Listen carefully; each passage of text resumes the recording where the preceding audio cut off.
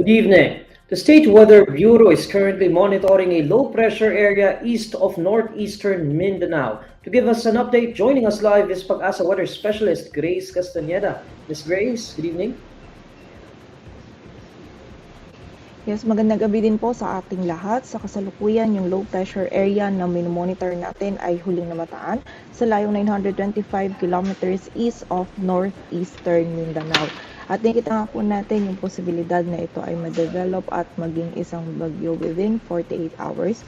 So, continuous monitoring po tayo dito sa LPA na ito. At sa kasalukuyan ay wala itong direct effect pa sa anumang bahagi ng ating bansa.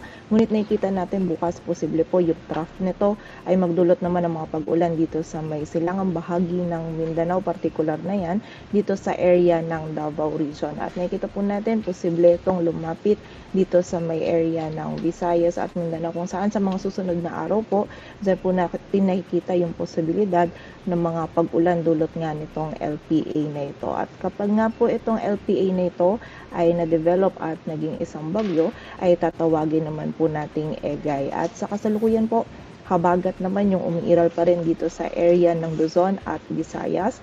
Medyo nababawasan na po yung mga pag-ulan na ating nararanasan, ngunit makakaranas pa rin po tayo ng maulap na kalangitan at mga kalat-kalat na pag-ulan dito sa bahagi ng Metro Manila, Ilocos Region, Cordillera Administrative Region, maging sa bahagi ng Central Luzon at Western Visayas. So pag-ingat pa rin po sa mga banta ng pagbaha at pagguho ng lupa. Samantala, sa nalalabing bahagi ng ating bansa, meron pa rin tayo mga posibilidad ng mga isolated na mga pag-ulan, dulot pa rin yan ng habagat at ng mga localized thunderstorms. At sa kasalukuyan, meron pa rin tayong nakataas na gale warning sa western seaboards yan ng Luzon, maging sa northern seaboard ng Northern Luzon at sa southern seaboard ng Southern Luzon, kung saan hindi po muna natin pinapayagang pumalaot yung mga kababayan natin mga isda, pati na rin may mga maliliit na sasakyang pandagat.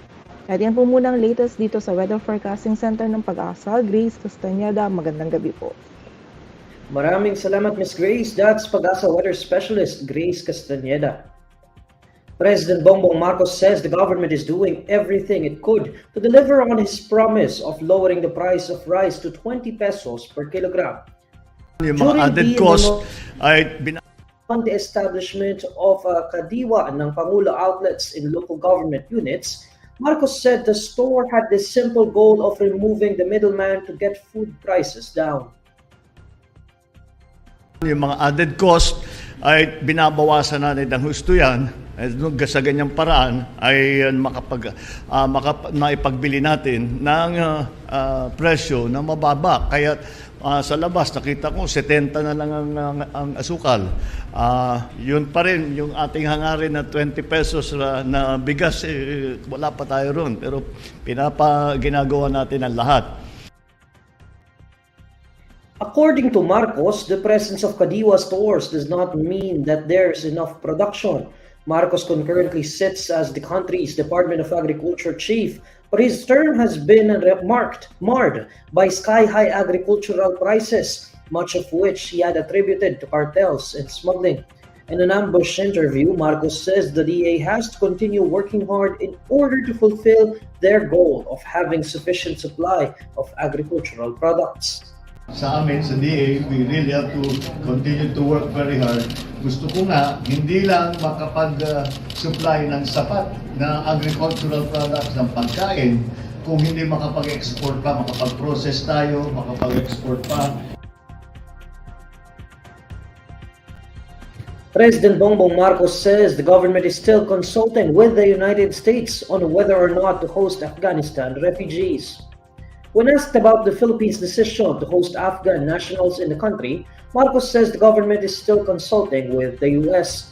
The Philippines had been asked if it could serve as the transition area for Afghan nationals displaced by their homeland's conflict before they are resettled in the U.S. The president, however, said that the government is not rushing the decision.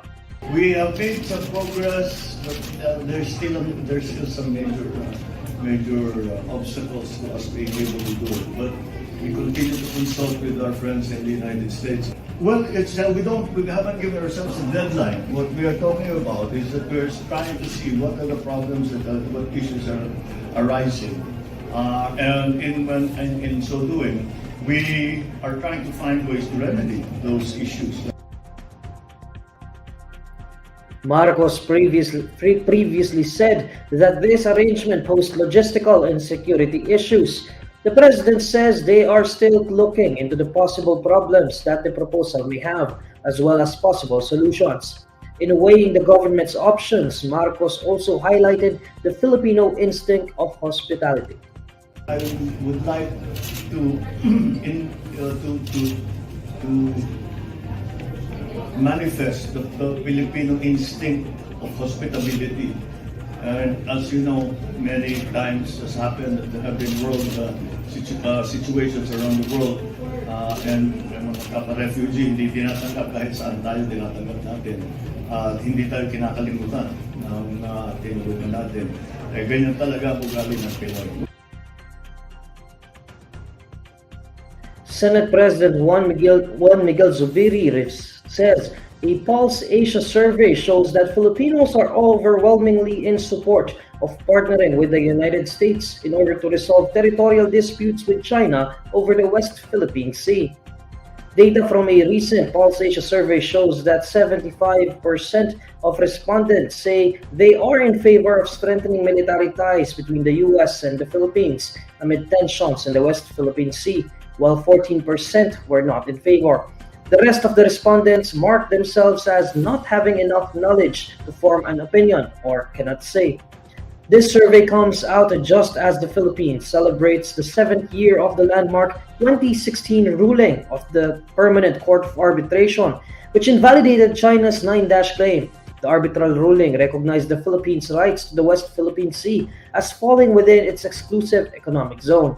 According to Zubiri, the Senate is expected to soon approve a resolution urging the administration to bring the issue of the West Philippine Sea back to the United Nations General Assembly amid continued aggression from China. Zubiri says he expects that upon the first week of the Senate's resumption of session, the resolution will be calendared for plenary. Several senators rallied behind the administration's new slogan, Bagong Pilipinas, but an opposition lawmaker likened it to the Bagong Lipunan theme during the martial law period. Senate Majority Leader Joel Villanueva says the new slogan sets the direction and objectives of President Bongbong Marcos' administration, adding that it serves as a reminder that public office is a public trust. Senator Cheese Escudero, meanwhile, finds the slogan inspiring as it signals a new beginning. He hopes state workers would be encouraged to do a better job and not be burdened by the frustrations and failures of the past. Memorandum Circular Number 24 states that Bagong Pilipinas will be, quote, characterized by principled, accountable, and dependable government pledged to help Filipinos reach their goals and aspirations. Senator Jinggoy Estrada points out that this is not simply about superficial image building, but about cultivating a culture of good governance and progressive leadership. For her part, opposition Senator Risa Ontiveros questioned why the slogan came out earlier than the actual change, saying that the president should ensure first a genuinely honest and effective government. Ontiveros added that Bagong Pilipinas sounds too much like a Bagong Lipunan slogan, whose song became popular shortly after the imposition of martial law in 1972. She says the martial law slogan revives memories of human rights violations and government corruption issues that remain unsettled. Here's the latest roundup of today's top stories.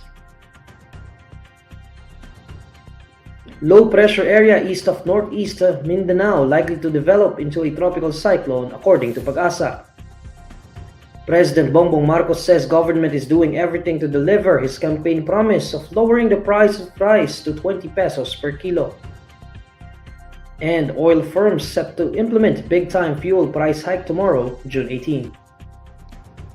And these are the stories you need to know today. I'm Neil Mercado. Follow INQUIRER.net on Facebook, Twitter, YouTube, TikTok, Instagram, and Reddit. For more stories, visit INQUIRER.net. Good evening.